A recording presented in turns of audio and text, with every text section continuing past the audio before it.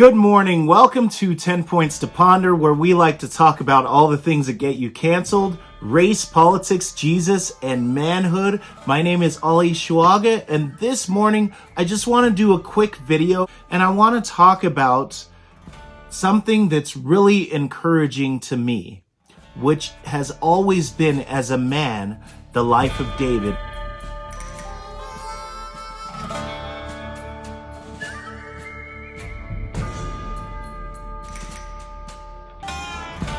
Point 1. In the life of David, we found out that God looks at the heart, while man always seems to look at the outward. When David was being anointed by Samuel, Samuel went to all of his older brothers. All the older brothers were rejected until God said that there's still yet one, and it's David, who's out in the field. He's the one who's faithful. He might be the youngest. He might not look the strongest. He might not have the appearance of a king. But God is always going to look at the heart, because he knew that the heart of David was one that was after God's heart. David was out in the fields. He was being a shepherd. He was caring for the sheep. He was already singing psalms to God and worshiping God even at a very young age. God looks at the heart. Point 2. David was anointed, so he was told, you're going to be king of Israel, but he wasn't exalted for at least 15 years, maybe longer. When David was anointed, he was probably about 10 to 15 years old. The reason we know that is because later on, when he fights Goliath, he wasn't even old enough to be in the actual army. David was 15 years old, roughly, when he was anointed, but didn't actually become king until he was 30 years old. Imagine that thought, in those 15 years from when God has told you that you're going to do this to actually achieving it. There were probably times of despair, and that's why the scriptures always say, wait on the Lord and be of good courage, and he will strengthen your heart. Wait, I say, upon the Lord. Point 3. David did not let fear overshadow courage. When Goliath was taunting the armies of Israel, it took a teenager who was sent just to bring food to finally say, hey, this guy can't get away with this. I'm not going to allow this to happen, because I know that my God is powerful and he's strong, and he's the same God who's delivered me already from the lion and from the bear, and he's going to do the same thing to this Philistine. David took strength in the Lord, which gave him courage, not of his own, but because he knew that the Lord was strong and mighty to save. Point 4. David fought in his own armor and not with other people's weapons. I watched it was on YouTube of all things, I watched a great Bible study just talking about God's path for your life, and in it, this guy was just breaking down how, in order to really find what your calling is, you have to match the things that you're gifted in, the things that you have a desire to do, and then the opportunities that you have in life in order to find your calling. And I was thinking about how David was here. He has this Philistine that's basically taunting the armies of God. He's told, okay, you can go out and fight. He tries on Saul's armor, but that's not his gift. His gift has always been to use the slingshot. His gift was quickness and the ability to overcome enemies that were far stronger than him. And so he didn't want to use someone else's gift. And I think about that in my own life, and that might be the same in your life. You don't want to use someone else's gift. You want to use the gifts that you've been given in the desires that God's already given you, and then you want to find opportunities in life in order to be used to greatest effect. Point 5. One of the things it always says about David is that he behaved wisely. I talked about this in a previous video, but wisdom comes from the fear of the Lord. The fear of the Lord is the beginning of wisdom. You must fear God above all. That's the only way that we'll be able to speak out and not be silent in these days when even goodness is mistaken for evil. Then you won't be worried about people trying to cancel you, or people trying to say bad things or try to call you a racist just for telling the truth.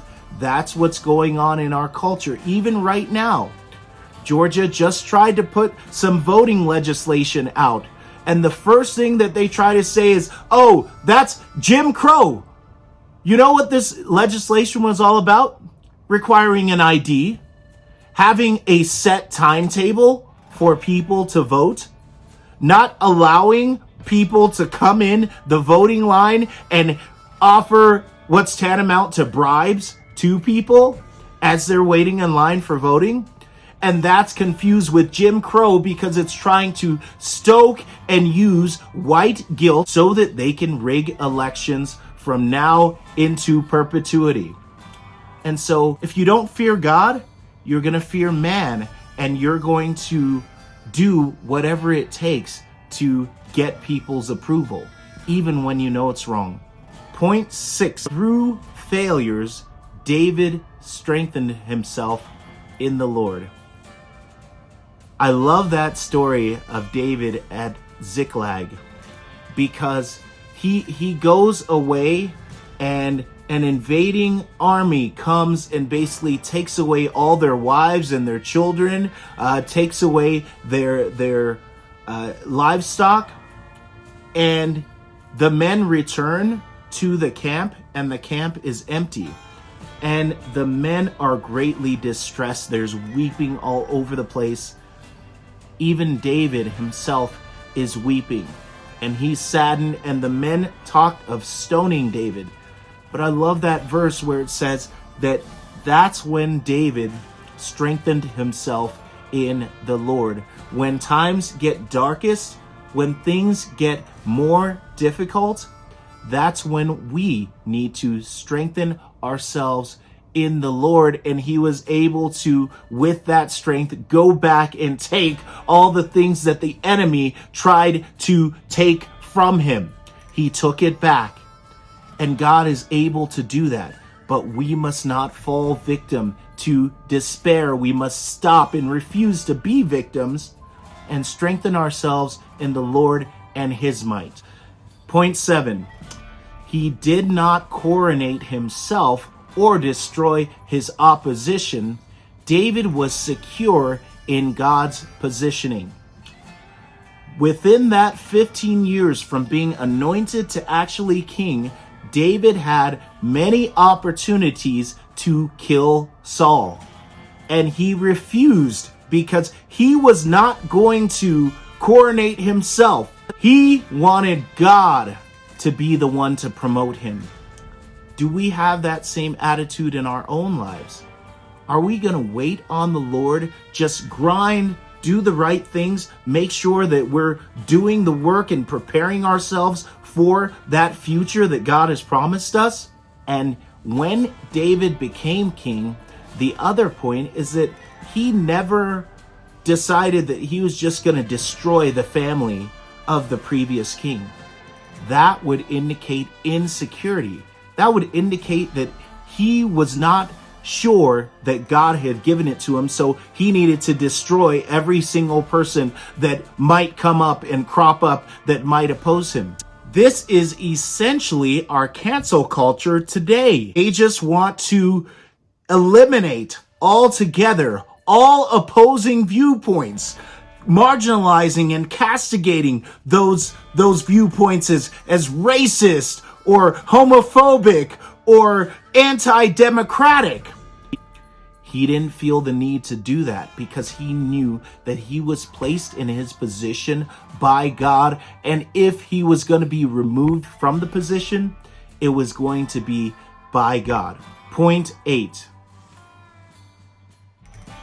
one of David's failures was that he failed in not continuing in his calling. We all know about the story of Bathsheba, and I'll do another 5 to 10 points on David and Bathsheba and all of that. But one of the things that David failed in is that he stopped grinding.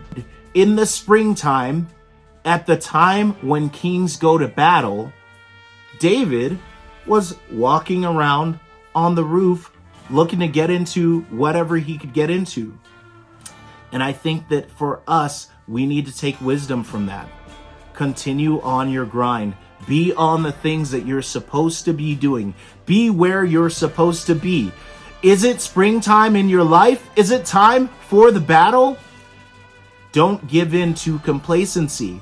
If you have a report that you need to write, I have several documents and policies that I need to write right now as I'm trying to build a little business of my own that I need to write. I can't sit back in complacency. I can't sit on the Xbox playing 2K or Madden with the kids all day. I've got to be in the battle. And the battle itself is actually what preserves us. It's actually what keeps us from sin. Make sure that you're in the battle. Point 9, he also failed in this. He heard about something that was going on in his family. His son essentially raped one of his daughters, and David was silent. He didn't do anything about it. And ultimately, that bitterness over what happened caused such resentment that one brother ended up killing the other brother. Had David handled it, had he stepped up, had he not allowed maybe his past sins to make him feel that now he had no strength, he couldn't say anything because he would just be a hypocrite, had he truly believed that, you know what, I've confessed my sins, he is faithful and just to forgive me of my sins, and you know what, I'm going to walk in newness of life, and maybe I even failed in the standard, but I'm still going to uphold the standard. I still believe that this is right, then he would have taken a step and he would have stepped up in his family. And of course, I always talk about this when I talk about manhood, that one of the biggest problems with men today is that we just go along for the ride. If you want to be an authentic man, you need to take this example from David and do the opposite when you see something that you know is wrong. You need to reject passivity. Reject go along to get along. The buck has to stop somewhere, and maybe it'll be with you. Point 10. One of the things that I love about David is reading the perspective that he had. He understood at the very end of his life when he's giving instructions to his son Solomon about things that are still left undone, people that may have wronged him, things that just weren't 100%. David ultimately understood that he could never destroy every single enemy. That no matter what it is that you're doing in life, you have to understand that it might be perhaps the Lord that has put these barriers and these enemies, these circumstances, these situations in your life, lest you become complacent and forget about God. And David knew that he could never, even as the king, though he could kill anyone that he wanted, he could never destroy every enemy, because ultimately God was sovereign and God was the king. And so I hope that you enjoyed these quick 10 points to ponder. Let me know if you want me to do more videos of this format. And I pray that you have a great day, and I hope that you've been encouraged like I've been encouraged by just talking about the life of David. Please like, comment, subscribe, and share this video. This has been 10 Points to Ponder.